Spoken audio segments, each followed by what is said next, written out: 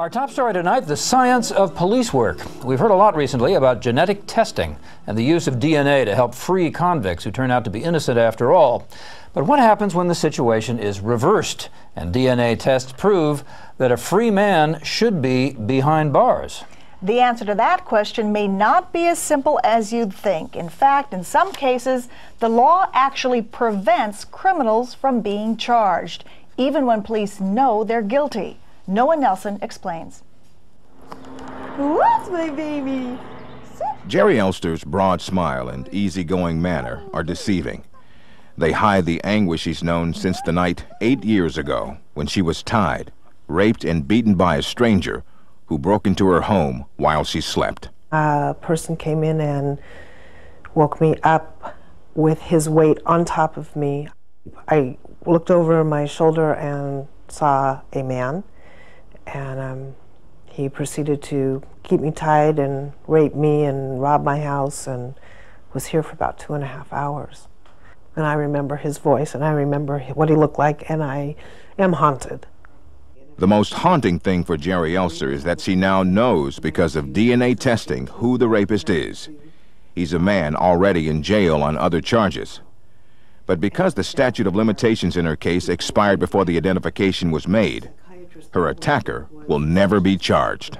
It's a frightening thing to think about. I almost think it was better that when I didn't know anything, and I could just do my spiritual work based on I will be taken care of and I forgive the person who did this. It's scarier now than it was when there was nobody.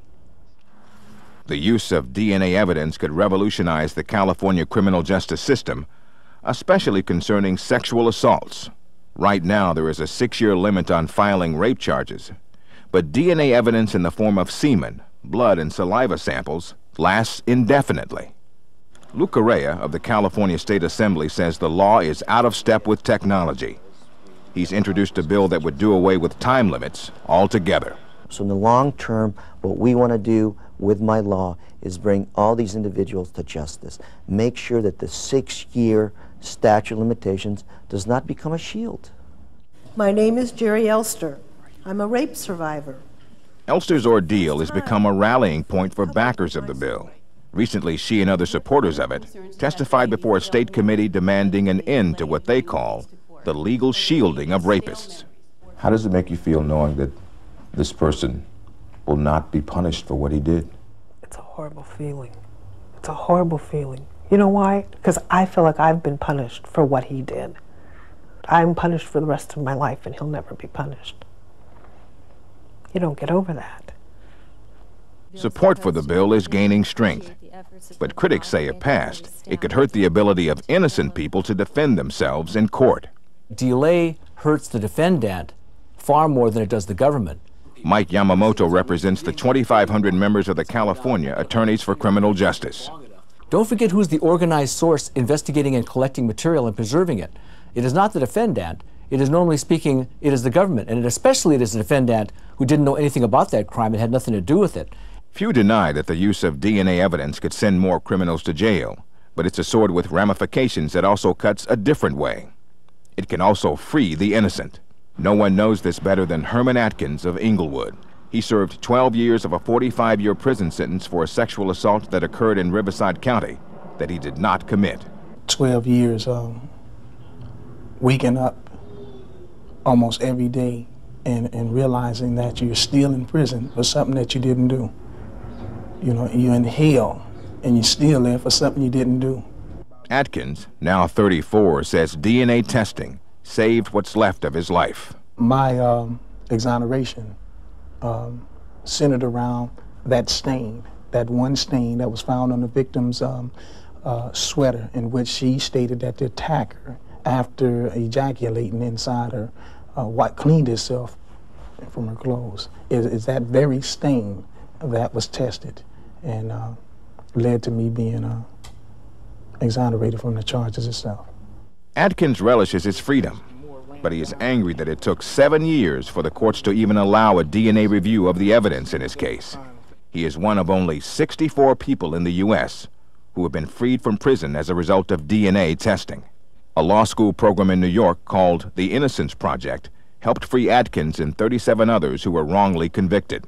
Attorneys here say the courts often disregard the chance to set things right. We have found a number of cases where the defendants themselves, for 9, 10, 15 years, have been demanding DNA testing, only to be rejected by trial courts and appellate courts in the state and in the federal system as well. They simply say the doctrine of finality controls. What's over is over. We don't want to, we don't want to open the lid on that box. God knows what we might find. I mean, it's that kind of like bury your head in the sand attitude to justice and fairness.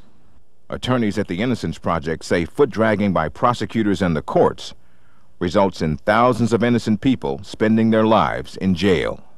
Lisa Kahn of the LA County DA's office says prosecutors are often reluctant to reopen cases because DNA evidence is only one measure of whether someone is guilty or innocent.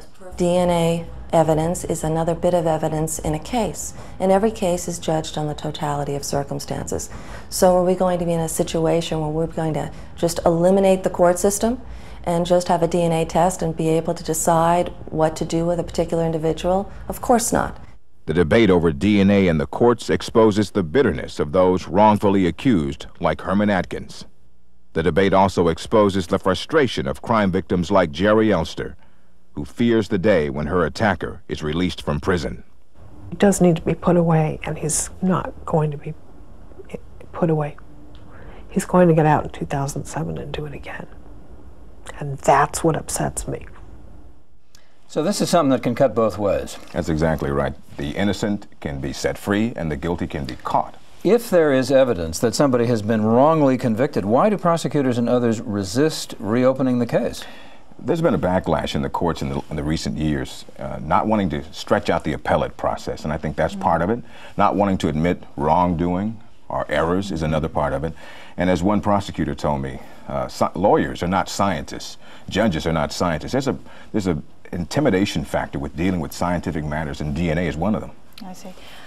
The question, though, that was on my mind is, my God, rape is such a serious crime. How is it that we have a statute of limitations at all, albeit 6 years? There's a statute on almost every crime except murder.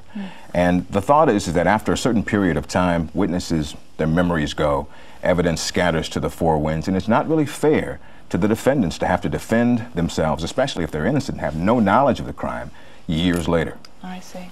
Noah, thanks very much.